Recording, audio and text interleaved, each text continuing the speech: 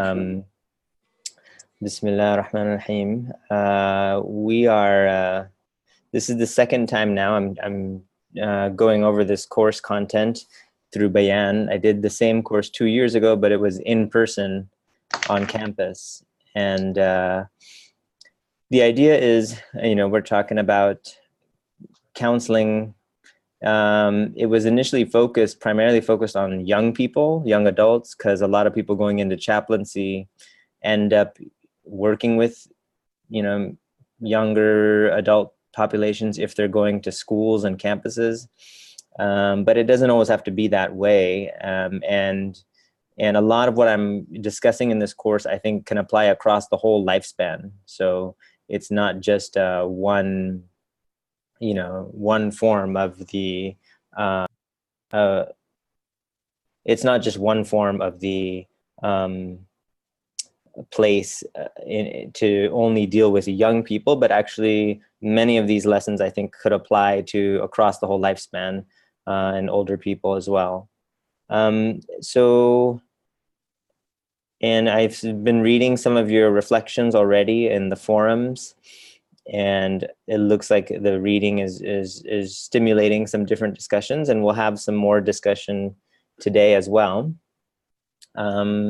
But I'll just share with you a little bit of the presentation that I would normally give when I review brain functioning, and also how that relates to young people's development, and then also talking about how we form our spiritual identities.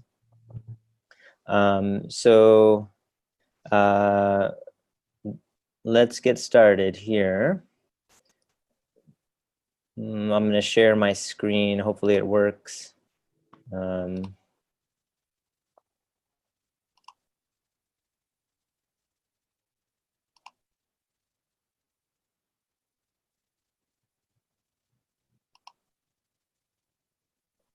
right.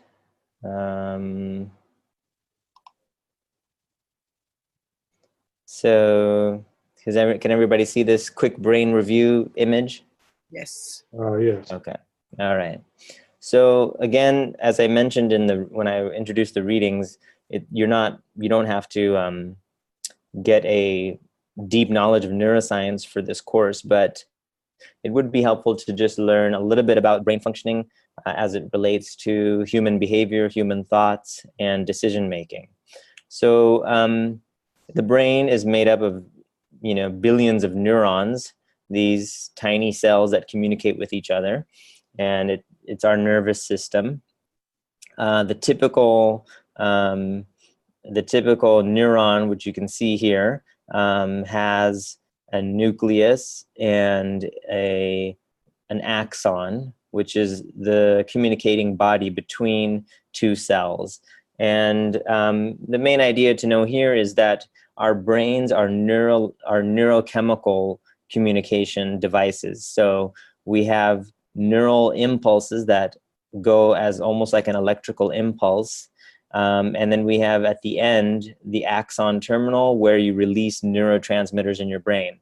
And that's why chemicals affect us so deeply and can be very influencing, damaging on the brain if you introduce certain chemicals into the bloodstream. So chemical reactions are very important for how our brain functions, and there's a whole science of this when it relates to substance use. For example, if you work with anyone that has a drug addiction or alcohol addiction, their brain has gone through some pretty significant changes, and the chemistry in their brain is probably functioning at not an ideal level. So there are, on top of the brain, we have this giant area which is called the cortex, and it's important. It's probably it's the largest way in which you're going to interact with brain functioning if you're ever working with someone who maybe had a head injury or brain injury or a stroke or epilepsy or any kind of disease that affects the brain. Usually it's grossly broken down into these regions of the brain. So you have the frontal lobe, which is one of the most probably famous parts of the brain, and we'll talk about that. You have the parietal lobe. The parietal lobe is responsible for spatial abilities, your ability to navigate the world. Also, a lot of your artistic abilities could be in the parietal lobe, nonverbal problem solving, things like that. The occipital lobe at the rear part of your brain here is primarily responsible for vision and interpreting visual images through your eyeballs. So strangely enough, if someone gets hit in the back of the head, it's in the back part of your head right here. If someone gets hit in the back of your head, then they can suffer vision loss and even blindness. But it's not blindness in the eyeballs, it's blindness in the cortex. And it's called cortical blindness. You basically cannot see, but it's not because of anything physically wrong with your eyes. It's just that your brain cannot interpret the visual signals coming from the eyeballs. The temporal lobe is also very famous. It's essential to our speech abilities.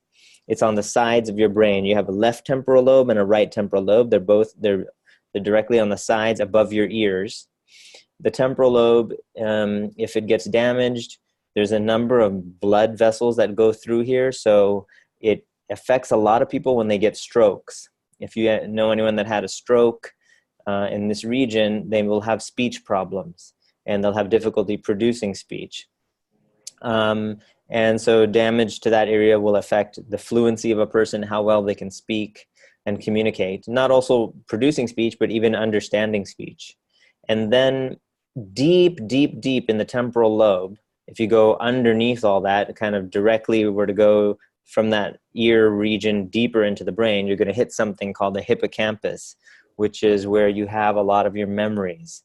A lot of your memory is stored there. And in Alzheimer's disease, that's the part of the brain that starts to shrink very rapidly. And so people have a lot of difficulty remembering things if their temporal lobe, especially the middle part of their temporal lobe, gets damaged. And then back to the frontal lobe. The frontal lobe, as I said, is probably one of the most famous parts of the brain. It's at the front and under your forehead, and it is responsible for what we call executive functioning. So that's your ability to make decisions, your ability to weigh consequences, to organize yourself, to plan things. It's higher level thinking, and that's in the frontal lobe. And if people get damaged there, they have an inability to plan well. They might become impulsive. They make bad decisions. They might be disinhibited or socially awkward. They might say things that are kind of rude and not realize it. They're just kind of saying whatever occurs to them. The frontal lobe is what is the gateway. So inside all of us, we have maybe things we want to say, or things that occur to us that cross our mind or cross our heart. But you're not supposed to say everything that crosses your heart. And as the Arabs say, that's one of the definitions of madness. And يتكلم بكل ما يخطر على باله, that this person says whatever crosses his mind or whatever crosses his heart, he says it. And he has no filter. He just, anything comes out. And perhaps people like that. But that's a function of the frontal lobe. If your frontal lobe is working well, you will inhibit yourself and you'll stop yourself from saying things that you probably shouldn't say. And you'll stop yourself from acting in impulsive ways. But people who have damage there, they can't help it sometimes. And the frontal lobe, just to think about young people, is underdeveloped. It's not fully developed in teenagers. And, that can explain a lot of the decisions they make, a lot of the poor choices they make, and difficulty planning ahead. Underneath the cortex, so you have the cortex here, and then underneath it, you have the subcortical regions, which means underneath the cortex, and a lot of that goes to what we call the limbic system. So I mentioned the hippocampus is in there, but you also have the amygdala, which is responsible for fear processing. A lot of your emotions in general are contained in this region of the brain. It's a very primitive part of the brain. Many other animals have similar structures. but no other animal has the cerebral cortex like the human being does. But many animals will have a similar limbic system to ours. Even, dogs and cats and, what you would consider kind of more lower animal life forms, because the limbic system is part of your survival. It drives you when you feel hungry, when you want to procreate, and when you want to seek safety and get away from something scary and act on your fears or act on your desires. That's all within the limbic system. So if you have emotions that are coming up, it's the job of the cortex, and particularly the frontal lobe, to guide those emotional impulses and to channel it in a way that's helpful. So that's another thing to think about, when we talk about young people and how they act, or talk about anyone when they're feeling compromised perhaps, or tired, or unable to channel their emotions in a healthy way. Adolescent brain development, when you're young, even before you're born, prenatally, you have a lot of brain changes going on. And then you're born, year 1, year 2, a lot of things take place in your brain development. You get more receptors, you get a lot of blood vessels forming, your neurons connect with one another. You get something called refinement. So if you think of the synapses of the brain cells as like trees, there's some pruning and trimming that takes place in those early years of childhood. And actually, you're born with more neurons than you really need. We're actually born with too many neurons, you could say. And over those first couple, years of our life, we lose a lot of neurons, things that you don't need or carved away. So the best way I can think of it and present it is like the idea of a sculpture. You start in a sculpture, you start with a big block of clay or a big block of stone, and then the sculptor, the artist, comes along and chips away to make their final masterpiece, which is their statue. So the brain is similar. The brain starts with too many neurons, and then certain ones are chipped away or taken away until it forms the pathways that are most useful to us. And it's based a lot on your early childhood experiences. What kind of languages were you exposed to? What kind of environment are you exposed to? Did you learn how to walk? Did you learn how to balance yourself? All of those things will strengthen certain connections, and then the unneeded connections will fall along the wayside. That happens early on in life, and then your brain goes through a lot of big changes, and then it kind of calms down. And then in your adolescent years, you have more synaptic refinement. So at that point, it's more about strengthening connections that already exist, or weakening certain connections that are maybe not as important. So the adolescent period is still a major portion of brain development taking place. And then the main thing to get from this picture is just the idea that from age 5, you can see on the graph here, all the way up to age 20, there's brain changes going on.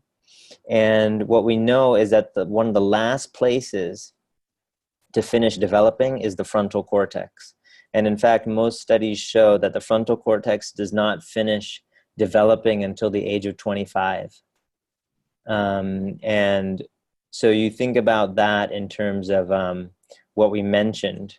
The limbic system, on the other hand, the limbic system, this emotional system is done developing around age 15.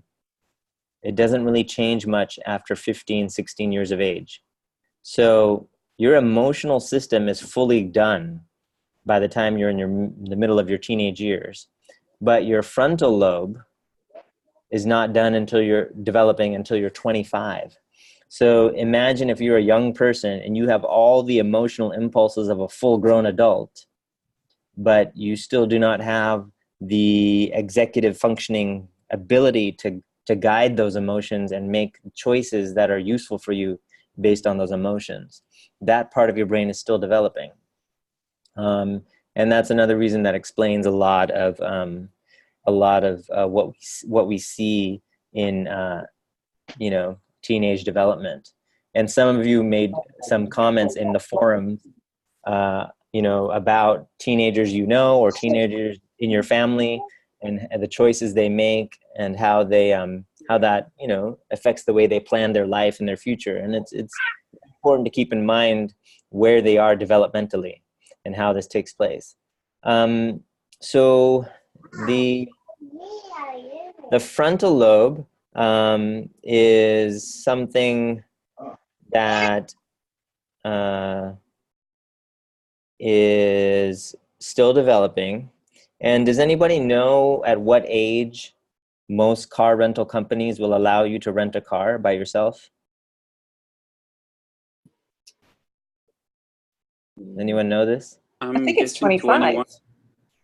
It's 25 years old for all rental companies except for Budget. Budget's the only one that allows it at 21. But 25 is the common age. And it's not because they studied brain development. It's just because they know that statistically, if you rent a car to somebody younger than 25, you're more likely the car will come back with some dent or some speeding ticket attached to it, or some parking problem, or, you know, maybe even an accident. They just know that that's the more likely, more dangerous drivers are under 25. And for some reason, that 25 cutoff, people start to be safer statistically. So that's an important, interesting thing to think of. You know, you have young people finishing high school, going into college, and they're 18 years old, and we're asking them to make major life decisions about what they want to study, what kind of career they want to go into. You know, some people are thinking about who they want to get married to, and they're still in a stage of development where they're not fully matured, probably until their mid-20s. And so that's very interesting to think about, you know, especially in the Muslim community, where I think we do push our young people sometimes to do things. And of course, you think about the age at which the Prophet, at the age at which he got married. Does anyone know his age? 25. 25 years old, the prophetic age of marriage. So another interesting thing to think about. So young people are known for taking risks and making bad decisions and doing kind of what we call adventurous behavior. And it's not in just the Western cultures. It exists in, you know, this is the Middle East as well. Making just adventurous, risk-taking, risky behaviors. So this is, you know, I asked you guys to think about how you would deal with a young person who is going through these transitional phases in their youth. And the idea of nature versus nurture is very important. You know, one is, what is their brain able to handle? But two is also, what kind of role models do they have around them? And what kind of lessons are they taking from the environment around them? And, you know, is there any other danger in their environment also that they have to be more concerned about? Or, you know, difficult circumstances, socioeconomic status, you know, oppression, depending on where they are in the world. These type of things that, you know, would face you in your environment versus what's happening in your own brain. And then, of course, you always have to remember that there's individual differences. There are some young people who, you know, mashallah, they mature very quickly. And at a young age, they're already kind of very practical. They're very well-balanced in how they make decisions. They have good strategy in life. So this doesn't apply to all people. This is what I'm just talking about in brain development. It's a general rule, but it doesn't mean every single person will follow that. And you will have some people that are exceptions. They have very early maturity and are able to handle a lot as a young person. And there are some people who are in their mid-30s and they're still like acting like children, you know? So there's a big spectrum of how people develop. Religious identity. Some of the readings from this week. By the way, all the readings are in the Sakai, or have you guys all noticed that? You don't have to use the links in the syllabus because I think the links, some of them are broken links, they weren't working. Yeah, they were uploaded to resources section, I guess. Yes, yeah, Munir uploaded it for us. So very thankful to him for helping out. So the PDFs are there. So some of the PDFs of this week talked about, how people start to form a religious identity when they're young and identify with a religious group. You'll find that a lot of people, it's in their late teenage years, early 20s when they start exploring their own religious identity. Even if you were raised in a Muslim family, at some point you kind of got to decide on your own if you really want to be Muslim. And that's your own decision. It's not like you can just say, well, I'm Muslim because my parents say I'm Muslim. At some point you're on your own and you decide whether or not you are genuinely interested in being Muslim. And for some people it's like a conversion, but for other people it's just kind of like their own personal choice that they make, even if they were raised in the group. You also have ethnic identity, which is your connection to your heritage, your background, for your roots, where you come from, and that can also influence your sense of self and even some of your beliefs and attitudes. And both of these things are very important for young people. I'm gonna skip this. This is interesting. It's fascinating, but it's not something as relevant. This is an old study, but I think the trends are still there. 95% of American youth believe in God. That's probably, I don't know, I wouldn't be surprised if that was less now. 75% say I try to follow the teachings of my religion. 42% claim that they frequently pray alone. And in some more recent studies from the early 2000s, they found that higher religious practice and belief in adolescence correlates with lower delinquency, lower drug and alcohol use, lower sexual activity, and higher rates of altruism, having moral values, and better mental health. In general, you'll find that religious practice correlates with better mental health. In places where atheism is highly promoted, you'll find higher rates of suicide. So there's something protective about religious identity. It helps the human being in many ways, helps them even just live a healthier lifestyle. Religious youth are less likely to be involved in drug use, abuse, and driving under the influence of alcohol. This study was actually conducted by my wife. It was the first study of Arab American youth done on a population of high school students. This was in Dearborn, Michigan, and she was looking at how racism influences your psychological outcomes. And there's a lot of evidence to show that racism negatively affects you psychologically. Just perceiving racism around you, it's a risk factor. And in that diagram, you can have something that intervenes, and these are called protective factors. What protects you from the effects of racism? Well, one of the big ones is ethnic identity. If you feel more connected to who you are ethnically, your roots as a minority, or wherever your family comes from, your racial kind of identity, if you feel more connected to that and you're proud of who you are, then you're less likely to suffer the negative effects of racism. But if you feel disconnected from your ethnic group, you're more at risk because you don't have anything to fall back on as a source of support, a source of strength. Also, though, religiosity is found as a source of protection as well.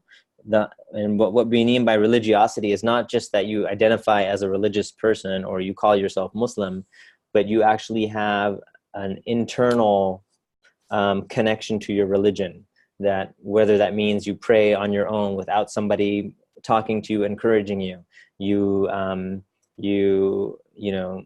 seek out religious knowledge, or you know, as a personal endeavor, you know, not related to a classroom, not related to other people pushing you, just your own personal connection to your religion. The stronger you have that religious identity, the more protected you are from the effects of racism as well, and discrimination. So it doesn't mean you won't face discrimination. You still might face it, but it psychologically won't hurt you as much compared to someone who does not have that religious identity or that ethnic identity as a strong factor of or a sense of who they are. There's studies to show that religiously active youth, compared to their non-active peers, they'll have higher levels of personal restraint. They can kind of hold themselves back better, not be so disinhibited or impulsive. They'll have higher positive values, more school bonding and engagement, and more social competence. And then students who report a more salient sense of religious identity, they will have a clearer sense of personal meaning and more pro-social concerns. So in other words, they'll be concerned with other people more, and, you know, social justice, social welfare, things like that.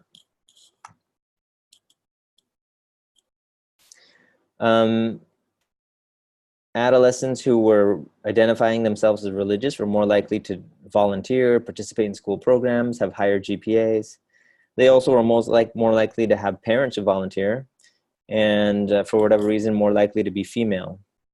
And that's one of the big jokes of Muslim, you know, student associations across the country, across the continent. If you ever go to an MSA meeting and you see who are the most active members, you're going to see it's going to be the female students. You know, so there's something about that to be said about that they're more, their ability to connect to their religious identity is stronger, and it seems to benefit them more so, whereas the males seem more at risk.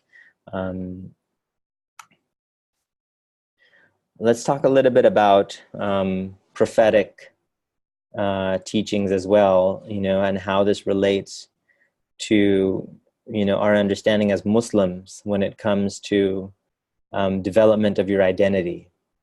So the Prophet ﷺ, he has a very famous hadith, and it's مَا مِن مَوْلُودٍ إِلَّا يُولَدْ عَلَى الْفِطْرَةِ فَأَبَوَاهُ يُهَوِّدَانِ أَوْ يُنَصِّرَانِ أَوْ يُمَجِّسَانِ. So it means there is no person born, there's no person born except in a state of fitrah, except in a pure state. So every baby is born in a pure state. You know, the Muslim belief is there is no original sin. You're not born as a sinful person. You're born pure, and in a, you know, in a state that's recognizing of the divine. And then it's your parents who may raise you as Jewish, or may raise you as Christian, or may raise you as a Magian, as he says, or Zoroastrian. You know, different religious traditions is given to you by your parents. So there's an important role to be said about the family and how the person is raised in terms of their role models around them. From a young age, it's going to be your parents. Whatever your parents' value system, that's what gets transferred to you. And the role of the parents is very strong. However, the role of the parents is limited, and it doesn't last very long compared to the whole life of the human. The Prophet ﷺ, he also said in another tradition, "Al-mar'u ala dini khalili, falyanzuru ahadukum man yukhalil." A person is going to be on the deen, a person will be on the spiritual path of his close friend. So watch who you take as a close friend. So here the two seem almost contradictory, the two statements. In one statement, the Prophet is saying it's the parents who raise you in a particular religious decision. They help you define your moral code. But then in another hadith, he says it's your close friend who is the one that's going to influence you the most. So which one is it? Is it your parents or your peers? Both. Both, yeah. And is it equal? In the beginning, when we are young, parents are the most influential ones. But after teenage years, I think our friends make us more pious, or they may deviate us from the Sirat al-Mustaqim. Yeah, or get us onto the Sirat al-Mustaqim. Alhamdulillah, inshallah. That's another way, yeah. Yeah, sometimes your friends are the ones that guide you more. You're right. So it's a continuum. It shifts from the parents' influence to the peers' influence. Does anyone have a guess of when this shift takes place? Well, I work in education. I think the shift is taking place earlier now than in the past. I see the shift taking place around fourth grade. So we're looking at 9 and 10 years of age as of now in some neighborhoods. Yeah, that's great. That's a great point, Nimet. I would say that that's definitely what we see also in the psychological research. About 9 years old is when the shift starts to take place, and you start to look at your peers more so than your parents. It doesn't mean the parents' role is gone, but it just means that you can see it starting to shift, and it starts to lean more towards the peers and move away from the parents. So one strategy for some families is they recognize this, and they're very conscious of who they surround their young people with. So you try to kind of socially engineer your young people's peer environment by going and hanging out with like-minded families, or families that share the same values that you do, so that at least your child's peer group is coming from a similar raised environment than that you would want. And that's one way to kind of indirectly guide this. But definitely by the time the child is in their mid-teenage years, at that point the peer influence is so strong, so giving them a good foundation is very important. Whenever we look at identity and psychosocial outcomes, we tend to measure things like self-esteem, your academic abilities, your mental health, how well are you holding up against the negative effects of racism and discrimination, and how strong are your relationships in terms of connecting to other people. This is a model I'd like to present, and you can think about it in many ways. So let's actually, there's something a little bit missing here. Let me see if I can edit it a little bit. So I would put probably on top here, yes. And also a no here.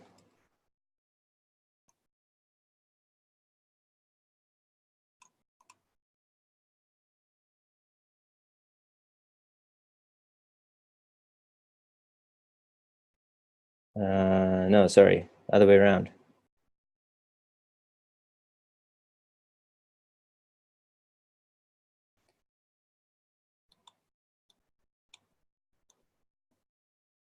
This goes here.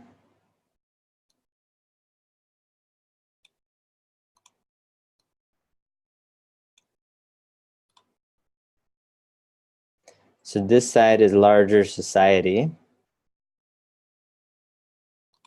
And this is my heritage. Biculturalism is the topic here. Put it over here. My heritage. Could be your ethnic identity, your religious identity, whatever you consider. And then over here would be larger society.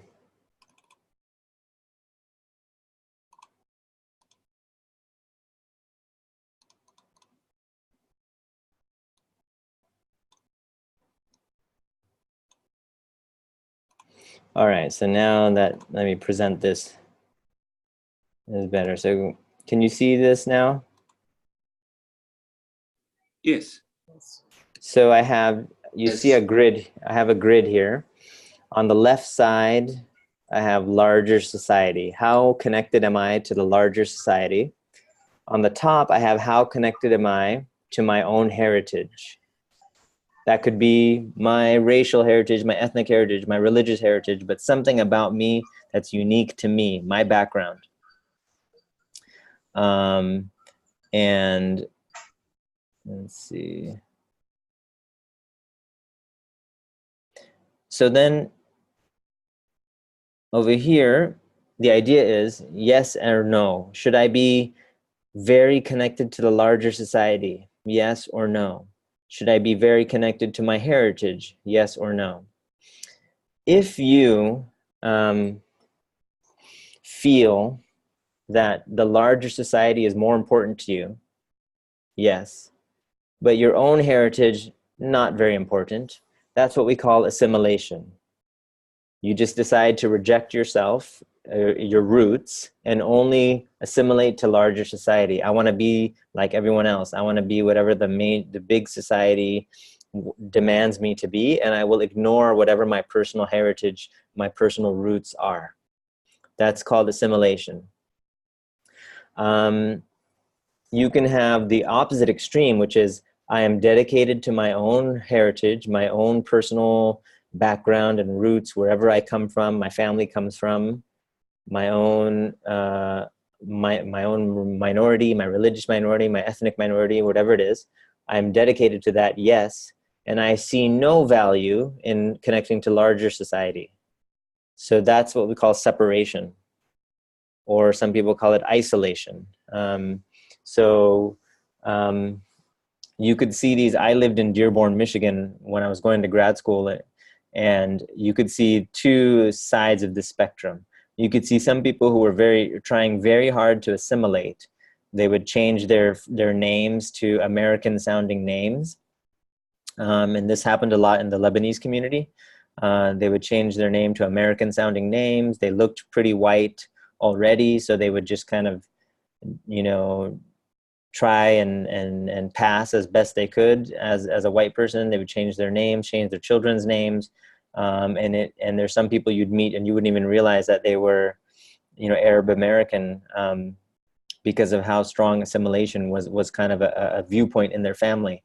Then you could go down to the south side of Dearborn and interact with some of the Yemeni families there. And the Yemenis tended to have darker skin, so they would not have the same luxury of being able to easily pass. And they also had not a very interactive outlook of dealing with the larger society. They tended to isolate themselves. There are certain streets in South Dearborn you walk down and you feel like you're walking down a street in Yemen. It's like a very isolated group of people. They, you know, you go into stores and everything will be written in Arabic. They don't have any real motivation to interact with the larger society. So yeah, those are two extremes. People that go from assimilation to complete separation. The most healthiest corner is this one, integration, where you have a strong connection to your own heritage, but you're also interested in interacting with the larger society and forming relationships with the larger society. So you maintain who you are, you don't ignore who you are and try to change yourself or present yourself as someone different. But at the same time, you try to interact, seek connection to the larger society. This way, you're more likely to get access to services, access to education, access to the economic playing field, or at least, you know, you may still face discrimination and racism. That goes without saying. But it still has to do more with your attitude and how you choose to interact with the people around you. And people tend to have higher psychosocial outcomes in this category, the integration category. The worst case is marginalization, where you're not connected to your heritage and you're not connected to larger society. You're just kind of out there on your own.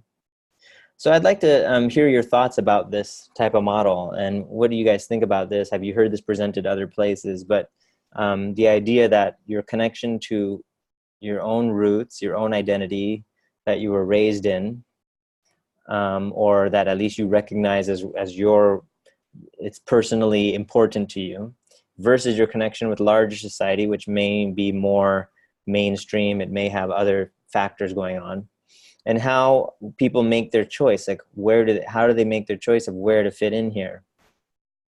What are your thoughts? I'm a bit struck actually by the marginalization quadrant. I never thought of marginalization as a state that you had agency over, that was a consequence of decisions you've made, as opposed to this is something that happened to you, that you were being marginalized by virtue of whatever factors that would marginalize you in a society.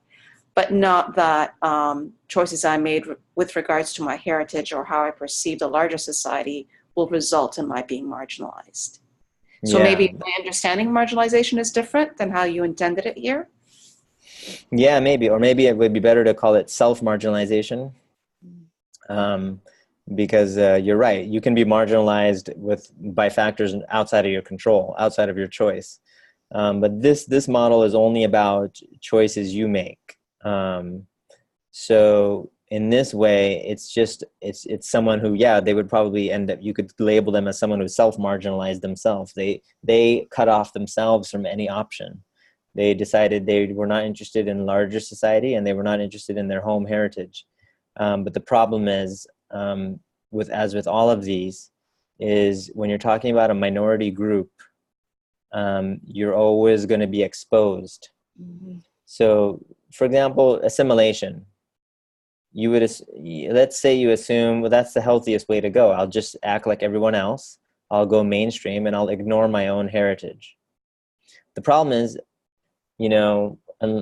unless you can fully change everything about yourself, there's going to be something about you. Maybe your last name, maybe your skin color, maybe someone else in your family, you have an elder relative or grandma who other people can see.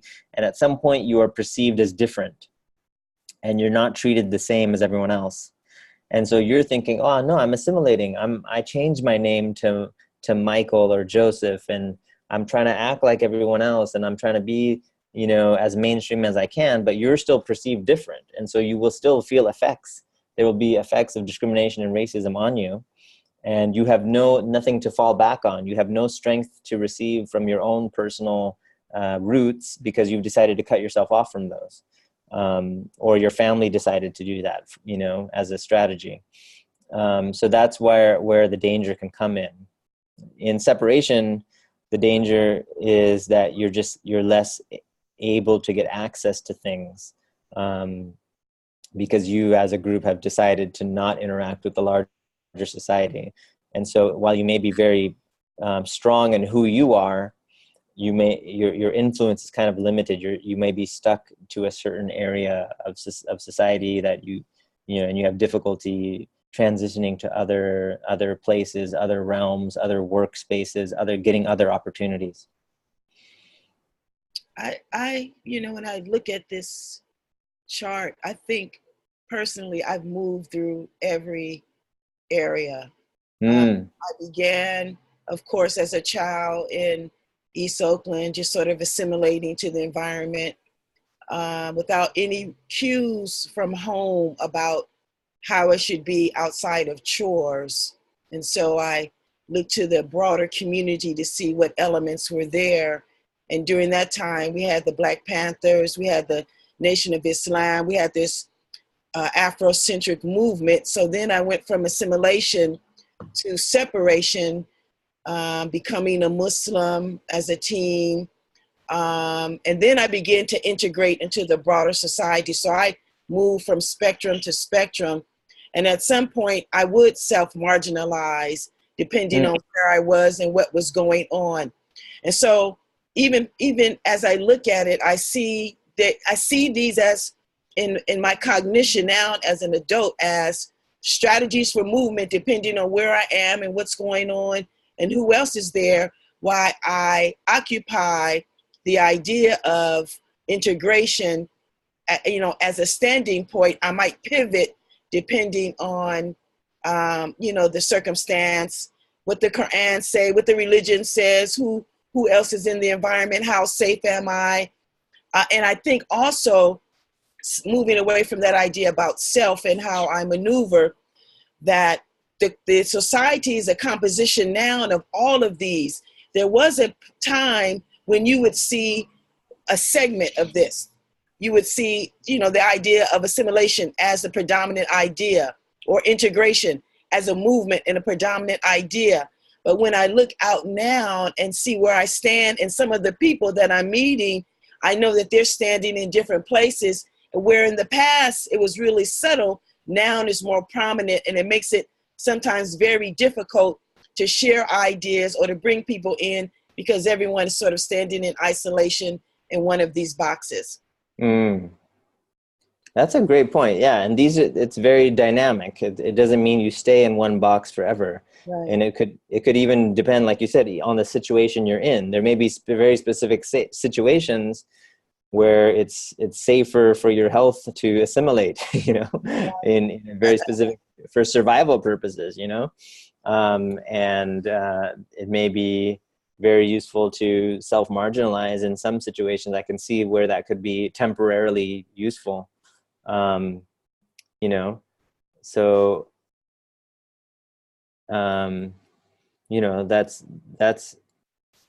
that's useful, to a useful way to think of it. Thank you for describing it that way.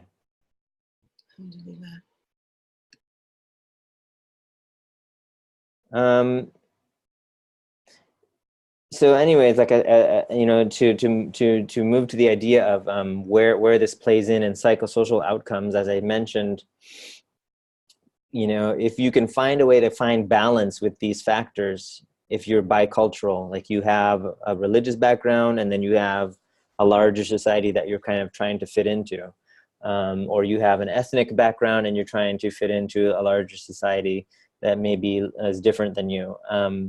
If you're able to find that balance point, then you will tend to have higher self-esteem, lower anxiety, better academic achievement, and less behavioral problems. And it makes sense, because you're an individual who feels more at ease with who they are anywhere in the world. I think that's all I had to present about that. So in this last half hour, I would like to just have a little bit of discussion with you all, and see what your thoughts are about anything we've discussed, or stuff you've read so far in the readings, or anything else that you have from other sources of your life experience or information that you gained, and how it relates to the topics we're discussing right now. The class is very relevant to me, Ustad, because I have one 19-year-old, one 18-year-old boys. They are just end of their teenage years. I wish I had taken the class maybe 10 years ago, so I would be a better parent. But Alhamdulillah, at least I would be able to help other youth around me, inshallah. The other friends, maybe they will be using these courses for their occupational advancements or something like that. But for me, it's just for self-education. Alhamdulillah, I'm benefiting a lot from Bayan, and I am really beholden to the people who are taking their time for teaching, and also for Munir and Jihad for really big struggle in United States to achieve something like this. Thank you. Thank you for that. Yeah, I mean, I'm hopeful that this information, I personally, as you know, from my first video, the only video that I posted on the course, is that I've been fascinated with human behavior, the human mind, how it works. And I feel that learning more about it aids not only the scientific pursuit, but your daily understanding of like what's happening around you, people's behavior, with the things that you're facing. So if there can be some practical benefit from this information, then alhamdulillah, I'm happy for that as well.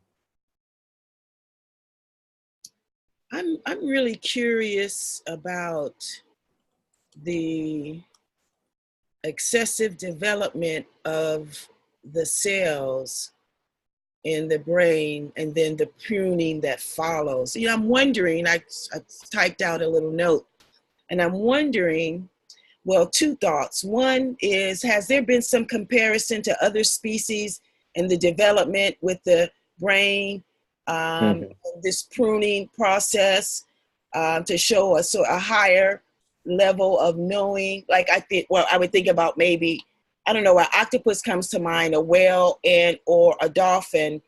And this other thought I had was, I thought about Einstein. They took his brain out, and sadly.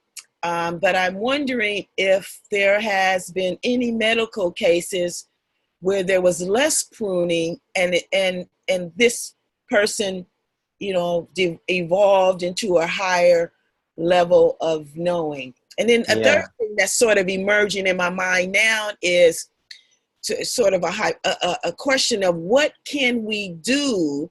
How can we structure an environment to where all of these wonderful cells that are created that are responding to the environment and lessening, if the environment was rich enough that then the pruning would not be so significant, that there would be more, we would have greater access to cognition and intellectual ability if the environment was structured differently.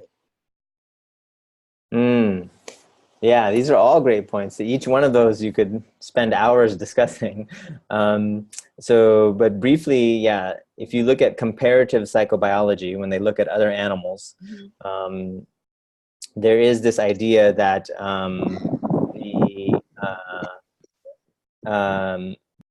the human goes through similar stages of development that then compared to other animals, particularly mammals. Most mammal brains will go through a type of pruning process in the early stages of development, and that's part of just how the brain develops in terms of it needs more neurons initially to start with. You need some material to start with, and then you can kind of figure out which is important. What are the things in your environment that are useful to stay attentive to, and what are the things you kind of don't need to be attentive to? And your question about whether or not, if pruning does not take place as much, it's very interesting, actually. There have been some studies, people with autism spectrum tend to have higher density of neurons in their brains, and it's thought maybe they don't go through the same pruning process that the average human being goes through, and that could explain why maybe it's very difficult for them to process the environment. The environment can sometimes be very overstimulating for them and very difficult for them to comprehend. And at the same time, if you have high functioning autism, you can have people who make very amazing connections between information in their brain, and they can solve very difficult problems mathematically, or kind of verbal knowledge and these kind of things. So there could be something to say about that. Like it can have the unexpected effect of maybe more brilliant abilities, but it also means a lot of difficulties in terms of knowing what to filter out, because you're just processing so much more, and it actually is a burden on the human brain to do that.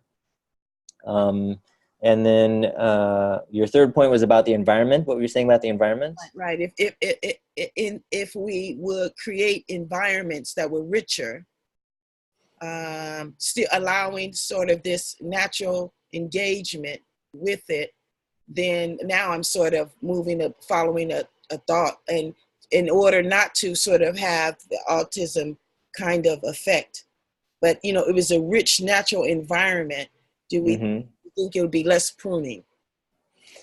I wouldn't say there'd be less pruning, but there would be more in a rich environment. If you have a rich, stimulating environment with a lot of things to explore and learn, you would have stronger and more efficient connections in between the neurons in your brain.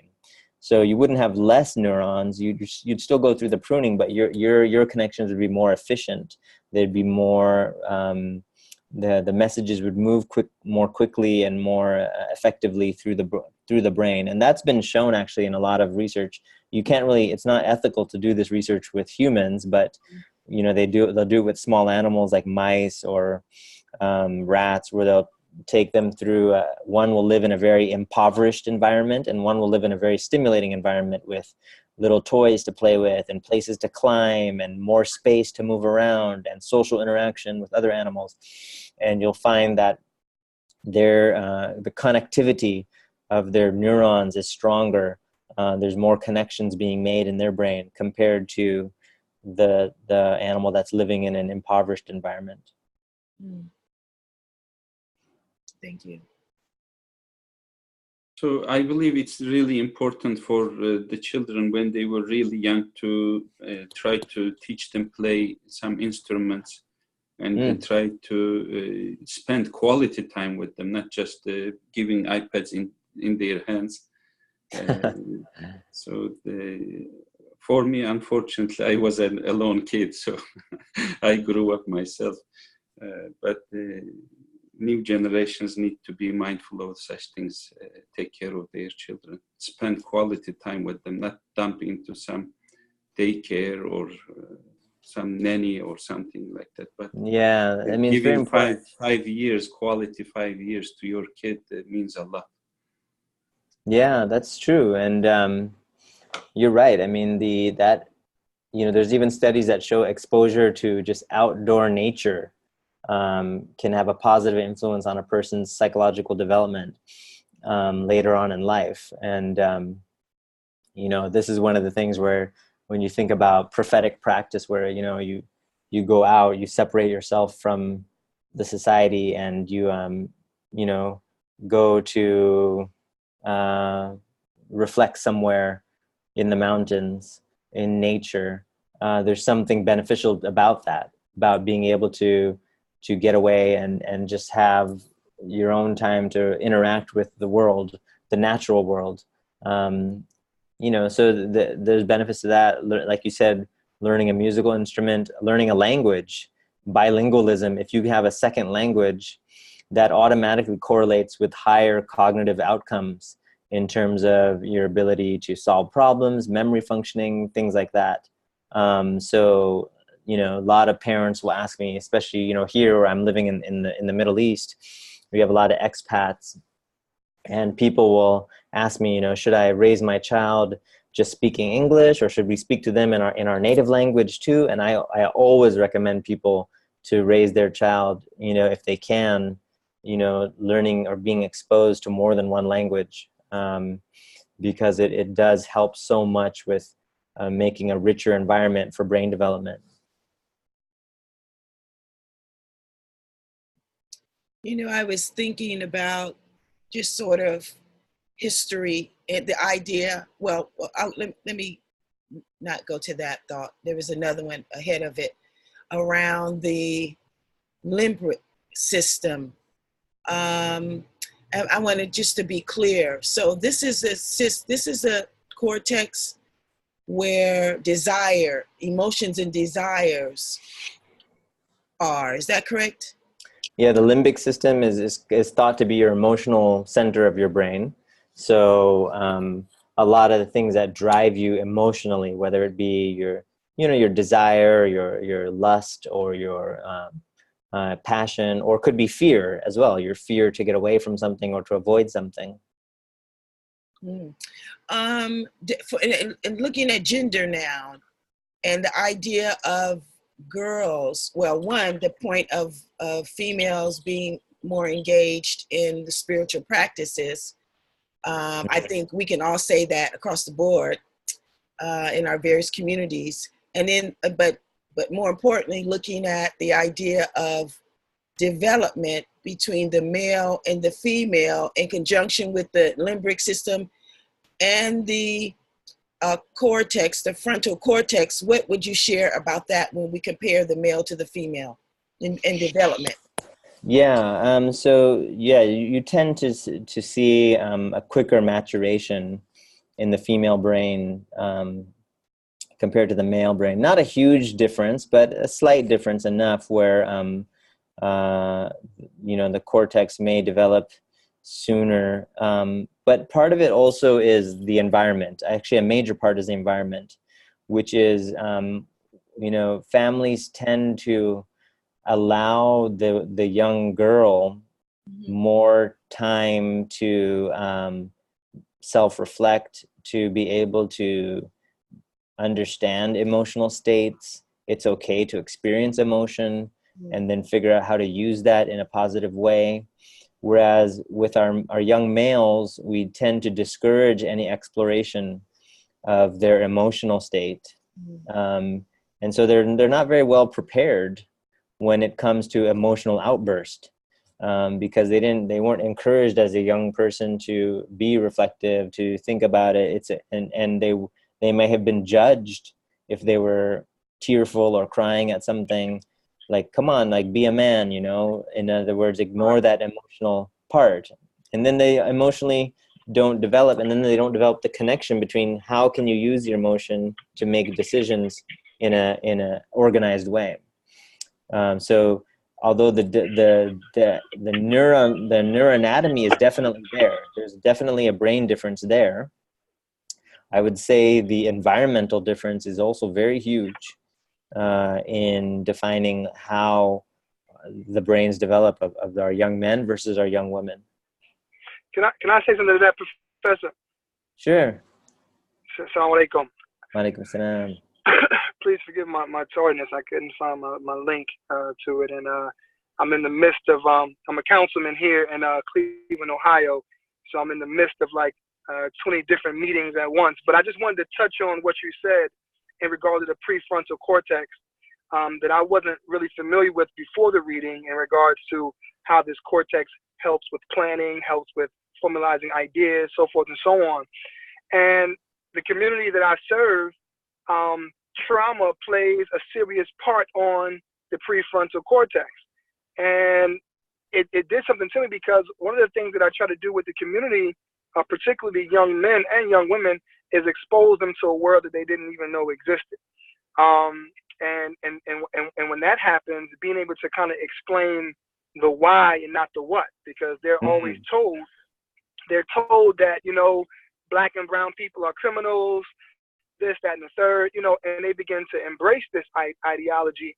But when you look at the why, then we start to figure out, man, okay, this is the trauma that we've experienced. Look at the environment, food deserts, abuse, so forth and so on. And that has an impact. Cleveland is a majority Black and brown city, 60%.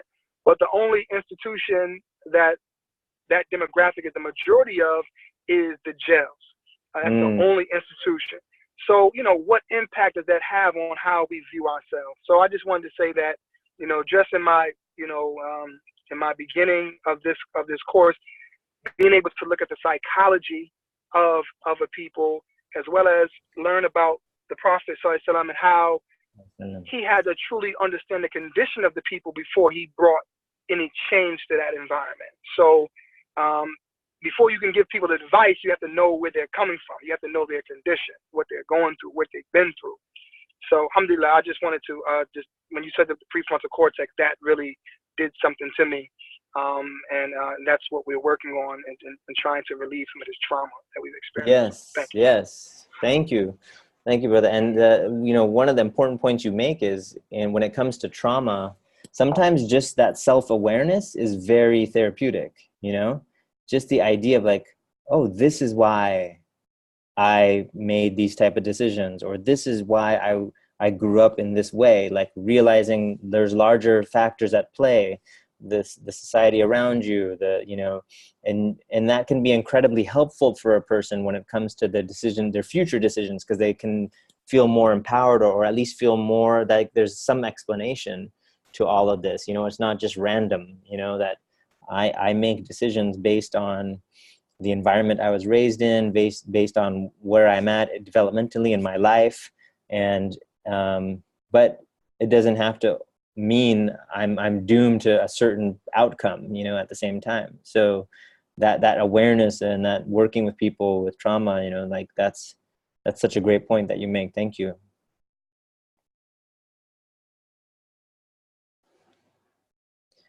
Can I get a sense of, so Ensar, I mean, you mentioned that you might, this is very personal for you, and it may not be necessarily a professional, you know, use for you.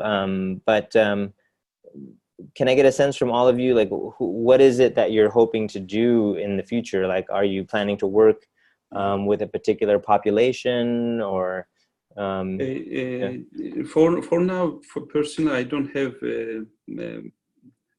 foresight, but when I am 50, 55 or something, when my kids are on their feet, I might be working as a chaplain. Not necessarily for income, but the diploma would be a way for me to enter to the hospitals, schools. Initially, it could be pro bono to be able to reach to the people. And also, I have 4 or 5 halakas weekly. So since I'm meeting with people in religious context, it's better to be educated about it much better. That's my incentive, inshallah. Okay. How about the others? It's purely for self-edification as well. I'm very much in the same boat as Saad. I'm a mother of 2 teens and 1 tween who already thinks she's 35 and yeah, quite precocious. So this is very helpful for me in that capacity. My kids are involved in different youth activities, youth programs, and it's also helpful for me to understand this within that context. Even though I'm not involved in the youth activities, I try to give that's their space and mama's not hovering over, and managing that angle of their life as well. So yeah, it's just to be in the know. I do work in a seminary. I do work with students who are destined to be chaplains and pastoral caregivers of one form or another. And so this is also useful in that context in terms of if I have people coming in are interested in this line of research, I'm a bit more conversant. Okay.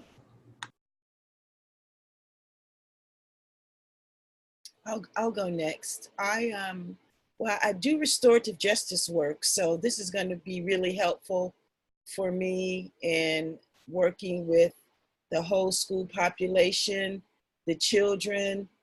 Parents are so young now. We're looking at parents in their 20s, grandparents in their 30s. So to be able to reference some of these points of brain development and function as I'm working with the school population, and teachers are so young now in their early 20s. And so it's going to help in that particular regard in sharing information with them and working strategically with our families. The other part of it is, inshallah, I would hope to work at a university, higher levels of learning around contemplative practice, Islam, religion, you know, the essence of who we are outside of our body, the function of the heart you did mention earlier. I think it's an important part of this conversation around the relationship with the brain. And so I hope to study that more. And then the idea of the spirit and what it constitutes for this formation of the whole person. So while we're looking at, you know, sort of internally what's going on with the brain and some other courses with the spirit, with ethics, you know, with the society, and how we can affect those variables in order to change the outcome and the development for a human being that is more closely aligned with the idea of the hadith that you shared, this fitra, that point of how we were initially created and what sets of circumstances need to be in our environment so that we can stay closer to that true nature, or what do we have to do to eliminate these things, or a greater control so that we can return to that state. And so this course will help in the internal aspect around brain and brain development. Thank you. Ibrahim or Rushdan? I can go. This is Rushdan. Well, I mean, I work as an assistant imam at the masjid. So I've been usually the go-to person when someone needs a counseling session or problem solve. I've been that go-to person. So I just want to enhance my skills to help people identify what their problems are and try to help them come to a solution. And also, you know, our community is growing. We're building a new masjid, which should be complete, you know, this year. So I anticipate, or we anticipate, a lot of change that'll be taking place. So I want to stay ahead of the change and get myself equipped to deal with the change and the problems and that comes with change. And it kind of helps us. Do you feel that your role may change? I think it's going to change drastically, you know, more responsibility. The community is going to get bigger. A lot of people are going to start coming back, you know, for different reasons. So we just have to get, it's going to be a period of time where we're going to have to make some adjustments, you know, for our emerging community. We don't have any youth involved now, so we have to develop strategies to get our youth back involved, get families back involved, and just get the community back active to maintain this massive facility that we're building. Thank you. Assalamu alaikum. Salam. Yeah, alhamdulillah. So this course is really, really interesting and is very, very important. Knowing fully well that as a parent, you probably want, you know, good for your kids, and sometimes they behave in a certain way that don't really go down well with you. But now, listening to your presentation and going through the materials and asking people around in an attempt to answer the questions, expose me to certain things that ordinarily I would have acted in a different way. Especially, I used to, you know, teach the kids for the Sunday school. And when back home, when you say something, kid did not grab it, or they say something different, you can knock them on their head or whip them quickly to really call their sense back. Here, it's a different ballgame. The thing now is, you already know that their brain does not develop so fast, so there is expectation that you can really get from them. If we are not exposed to all this, you still want to continue in your old way of life, which probably could not help. So this is a good thing for somebody like me, having to understand that, oh, this is the way brain works. You can't do anything about it. This is what God has, you know, planned way before we were even born. So it's just for us to, you know, slow down and, you know, let things happen gradually. So parents can influence. That also is important. The environment. So all those factors, since we now learn about it, we can work towards it for better. Thank you.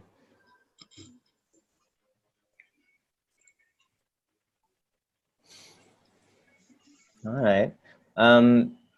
So yes, so Ansar, you asked the question about presentation and the final paper.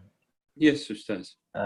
So yeah, let me just look that. to that. It's a little bit different because, you know, again, like I said, last time I taught this course, it was in person. So you can kind of do things in person that are a little bit easier, I think, than the online format. So what I had done last year, or last time I taught the course, was the sort of presentation was basically a role play where, you know, I think we only had 5 students. So each student played the role of a counselor, and then I presented a scenario, and I think I acted like the young person, and they were supposed to interview me and kind of react to different information that I would give them, and structure their interview in a way that, you know, takes me through what is it that I'm struggling with, you know? So, because one of the things is, again, similar to, you're not meant to become a neuroscientist by taking this course. I don't expect you to become a full clinical psychologist by taking this course, but maybe you could get some introduction to the idea of how we assess people in terms of their symptoms. How do we figure out what a person is struggling with? And how do we figure out what what psychological challenges you're having and maybe how they developed? So the idea was, in the live class, you would structure an interview, and then I would watch you kind of do that interview and then give you some feedback on how to start it, how to maybe answer. What do you do if the person is not talking much? How do you encourage them to talk more? One of the principles of a good counselor is that you're not talking as much as the counselee. So the person, your client, your patient should be talking more than you. If you're in a session and you're the one who's talking more, something's not right. Like, the counselor should not be the one who's talking more. It should be the person on the other end, the young person, the patient, the client, whoever it is, they should be talking more. So how do you get them to open up more? What are the types of questions you can ask? You want to ask more open-ended questions, not just simply yes or no questions, things like that. So that was in the live course. In this course, I was thinking, my thought was that since we can't all just sit together and each of you do that live type of an interview. Instead, what it would be is you take a video of yourself interviewing a young person, or any person actually, but preferably if you can find a teenager or someone and they don't have to be on camera. I'm more concerned with you being on camera, so I can see how you present yourself in terms of asking the questions. What's your strategy for figuring out their psychological state? And I'll give you some tips on that beforehand, so you're not just going in blind, but I'll give you like a structured way to do it, and then I'd like you to practice it and record yourself. And that's basically it. And then as long as you're engaged in doing the task and kind of asking questions and sincerely trying to figure out what's going on with this this actor, whoever it is you decide to interview. I understand it's not a real scenario, but it's just something to practice with someone make sure you have. If you're the parent, it's easier because you can just I know you have consent. But if it's someone who's not your child, then you need to make sure that if they're under 18, you have consent from the parent to do this.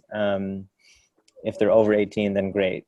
So that's the video presentation. The final paper is your write-up of an interview with a Muslim youth counselor. And the way that I will do that is I will connect you with 2 possible sources of that. I need you to basically, you could call someone, you could interview them in person, it's up to you, but it should be someone who counsels Muslim youth on a regular basis. Many times we get that through youth camps. So Muslim youth camps, there's MINA, Muslim Youth of North America. I was on the advisory board of MINA, so I can easily put you in contact with a number of camp counselors. And they're going to be young people themselves, or maybe college age, or, you know, maybe they're in grad school or whatever, but they're going to be people who are, you know, sort of, you know, who are sort of active in counseling young Muslims. And I'd like you to interview them, and I'll help you structure. I might give you some points or an outline, and then I'd like you to write up your reflections about that interview, and there'll be some specific elements I'd like you to include in that write-up. But that's just the basic introduction to what it is. But I'll definitely post more detail on the class. But those are the two concepts. The imam of one of the masjids close to me is very active with the youth, and I'm sure he's experienced with counseling the youth. I think it would be a good candidate for this, right? Yeah, and that's true. If you have someone who you think would be a good candidate, please. I just need to get a little bit of background information about who they are, but most likely I will agree, and you could interview that person as well. So yeah, if I could just I will send some background of. Well, you know, that's absolutely right. So you're capturing all my background noise. We have the Khalil Center here in Chicago, which offers different types of counseling, like youth counseling, family counseling. Would that be, I could share with you their information. Perhaps I could find. Yeah, I'm familiar with the Khalil Center. I know some of the people there as well. And yeah, that'd be a perfect, another place where you could interview one of their counselors as well.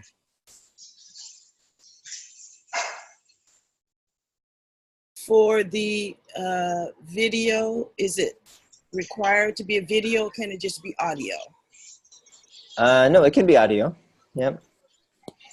Video sometimes is more interesting because sometimes there's nonverbal communication that takes place. Cues like, you know, how you elicit a response, how do you react to a response if someone gives you a response but you don't say anything, but you might react a certain way. So sometimes I you know, in the live class when I did it at Bayan campus, then I could also comment on that to the student about, you know, this is something you might want to think about, like where you're looking or how you're expressing yourself in this manner versus what your body language is like, and how that may help or may prevent someone from connecting to you when you're counseling them. But the essential parts are going to be the same in the audio. So an audio would be sufficient.